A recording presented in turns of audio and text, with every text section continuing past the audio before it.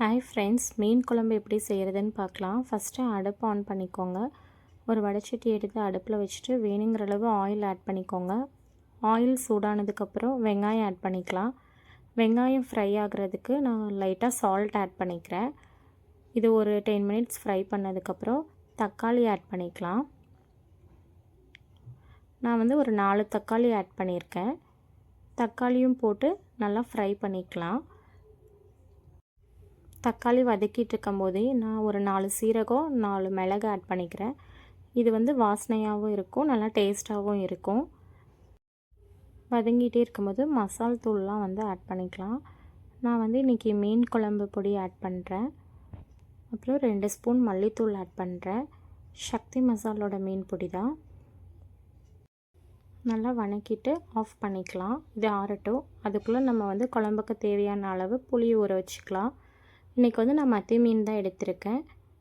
ஃப்ரைக்கு வந்து பாறை மீன். இது ரெண்டையும் வாஷ் பண்ணிவிட்டு வந்துடுறேன். மத்தி மீனும் வாஷ் பண்ணியாச்சு, இந்த பாறை மீனும் வாஷ் பண்ணியாச்சு. இது வெள்ளை பாறை. ஆற வச்சுருந்த வெங்காயம் தக்காளியை அரைச்சிட்டு வந்துடலாம். நல்லா ஸ்மூத் பேஸ்ட்டாக அரைச்சிக்கோங்க. குழம்பு வந்து இப்போ நம்ம தாளிச்சு விடலாம். தாளிக்கிறதுக்கு தேவை வெந்தயம், கடுகு, கொஞ்சம் வெங்காயம், வெள்ளைப்பூண்டு, கருவேப்பிலையெல்லாம் எடுத்து வச்சுருக்கேன். ஒரு பாத்திரத்தை எடுத்து அடுப்பில் வச்சுட்டு வேணுங்கிற அளவு ஆயில் ஆட் பண்ணிக்கலாம். ஆயில் லைட்டாக சூடானோனையும் வெந்தயமும் கடுகும் ஆட் பண்ணிக்கோங்க. வெந்தயம் வந்து நான் ஒரு 4-5 தான் போடுறேன், ரொம்ப போட்டால் கசப்பாக இருக்கும். அதுக்கப்புறம் பூண்டு ஆட் பண்ணிக்கோங்க. பூண்டு போட்டதுக்கப்புறம் கருவேப்பிலை ஆட் பண்ணிக்கோங்க. அப்புறம் நம்ம கட் பண்ணி வச்சுருக்க அந்த ஒரு ஆனியன் ஆட் பண்ணிடலாம்.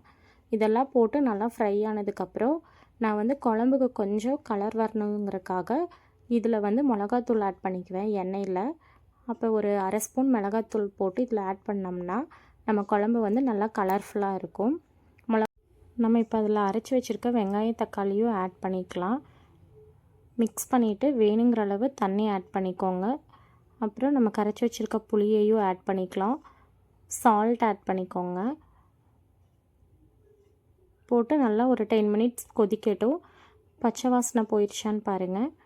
போனதுக்கப்புறம் நம்ம மீனை ஆட் பண்ணிக்கலாம். நான் கொஞ்சம் பீஸ் மத்தி வந்து ஃப்ரைக்கு எடுத்து வச்சுட்டு மிச்சம் இருக்கிறதெல்லாம் ஆட் பண்ணிட்டேன். சிம்மில் வச்சு ஒரு 10 மினிட்ஸ் குக் பண்ணிங்கன்னா குழம்பு ரெடி ஆயிரும்.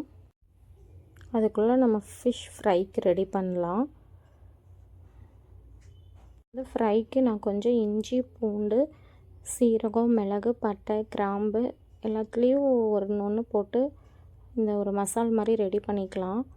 அப்புறம் ஜேபி மீன் வறுவல் பொடி கூட இந்த பேஸ்ட்டையும் போட்டு நான் குழம்புல பேலன்ஸ் எடுத்து வச்சுருந்தேன்ல, அந்த மீன் இது கூட போட்டு மிக்ஸ் பண்ணி எடுத்து வச்சுக்கிறேன்.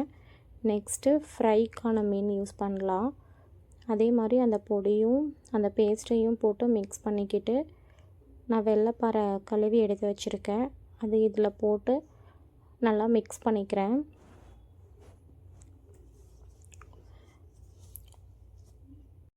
நல்லா ஒரு பீஸாக எடுத்து நல்லா தடவிக்கலாம். அப்போ தான் வந்து உப்பு காரம் நல்லா பிடிக்கும்.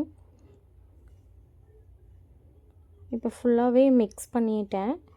இதை வந்து ஒரு 1/2 அன் ஹவர் இல்லைனா 1 ஹவர் ஃப்ரீசரில் வச்சிங்கன்னா நல்லா செட் ஆகும். இல்லைன்னா ஃப்ரிட்ஜில் நார்மலாகவும் வச்சுக்கலாம். இப்போ குழம்பு ரெடி ஆயிடுச்சு, வாங்க பார்க்கலாம். பாருங்கள், குழம்பு நல்லா சூப்பராக ரெடி ஆயிடுச்சு. நீங்களும் இதை ட்ரை பண்ணி பாருங்கள். பாய்.